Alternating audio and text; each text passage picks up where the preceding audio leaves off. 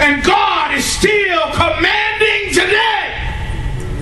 So many times in our lives, in circumstances, or in sickness, or in trials and tribulation, we think that He's not commanding. But the truth is He's commanding in calamity, because God can't touch you unless the devil gets permission from Him, or the devil can't touch you unless He gets permission from God anyway. Come on. So which means that God is literally commanding even your trials, even your tribulations, even everything that you're going through that you think that life is out of control. God is commanding. God is commanding. And if He is commanding, then you know that you know that you know. Oh, what we've been learning about these last 2 months. What can separate you from the love of God? Can trouble? No, trouble can't separate me from the love of God, because if I have troubles, God literally sent them. Which may actually be an indication that He loves you, or that He trusts you to handle the trial. That's pretty deep, isn't it? Yeah. That's deep, that's deep, that's deep. And that's why you have to have faith in the midst of your troubles that God has not forgotten you. Isaiah 49, if you read the daily the daily Bible reader, I believe 2 days ago in Isaiah 49, they shared a text where God says that God has not forgotten you. Yeah. God hasn't forgotten you in the middle of everything that you're going through. God hasn't forgotten Bethlehem in the middle of all that we're going through, as it seems like the devil has picked up his attack, but God has not forgotten Bethlehem. He hasn't forgotten every and each member of this church. But you've got to remember, you serve the God of all creation. Yeah. He has power. You've got to understand that power by faith in Jesus' name. Not only did He create heavens and earth, but He has the power of the creatures, or that God made the creatures. And interestingly enough, you'll see that God makes a distinction between man and creatures.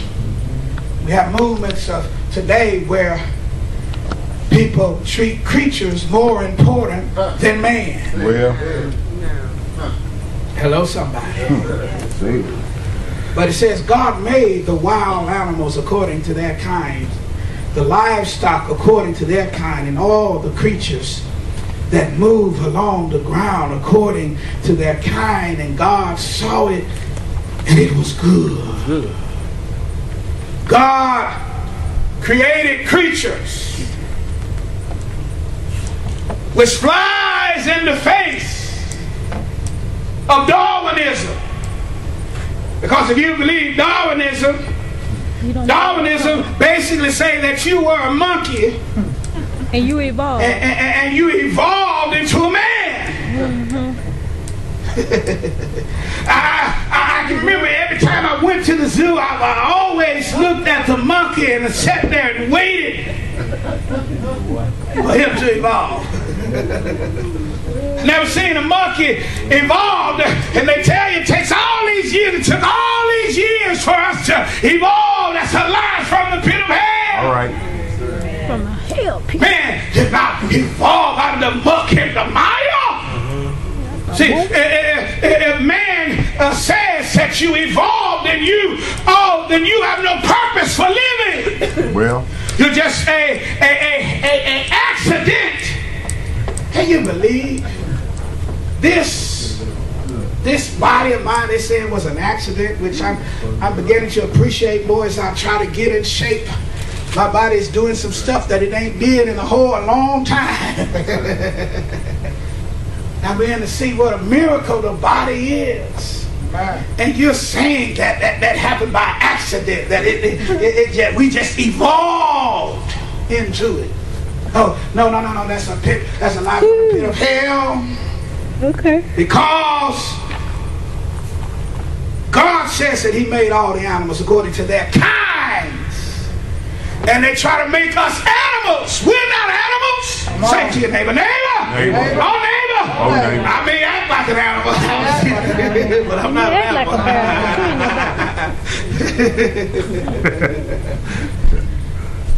I'm not an animal. Yeah. Because God says that when he created animals, he put them after their own kinds. He didn't say that they evolved That's right. from one kind to another. That's right. No.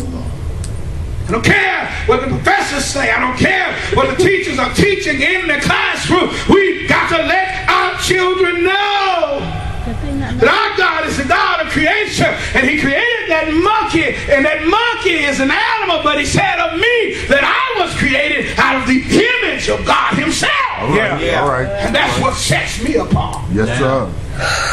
Hello, somebody. Come on. Hello, lights and walls. Hello, somebody. Come on. That's why we looked at Jeremiah 8 and 9. It says the wise will be put to shame. They will be dismayed and trapped, since they have rejected the word of the Lord. What kind of wisdom do they have? You rejected the word of the Lord. Now you say we came from monkeys. What kind of wisdom is that? That's stupidity to me. Learned men in colleges all throughout our nation are teaching this. Darwinism, and it takes as much faith or more faith to believe in it than it does Christianity. Hello, somebody. Yeah. You call yourself wise. No, you're not wise. You're a fool. Oh, Lord, yes. Oh. That's why 1 Corinthians 1:20 says, where is the wise man? Where is the scholar? Where is the philosopher of this age? Has not God made foolish the wisdom of the world? Yeah, you're foolish. Because the wisdom that you say is that we are an accident, and even creation itself. You were taught, some of you in school, the Big Bang Theory, that the world was created out of a Big Bang. Last Big Bang that I know of in Oklahoma City, the Oklahoma City bombing, it didn't create anything from that Big Bang. Any dynamite that's set out, it's a Big Bang. Oh, that doesn't create anything, it destroys. Well. And you want to think that you're wise, and you believe in this mess. Come on. Hello, scholars. Hello, philosophers. It's foolishness. God created the world. God not only created the world, heaven and earth, but God created the animals. And he distinguished animals different from men. And that's why I must treat man better than that. Some of you treat your doggies better than you treat your people. Come on. Hello, somebody. I'm not saying you got to go home and give up Fido and all that. We don't need another political uprising. We don't need another conqueror on the sea. But what we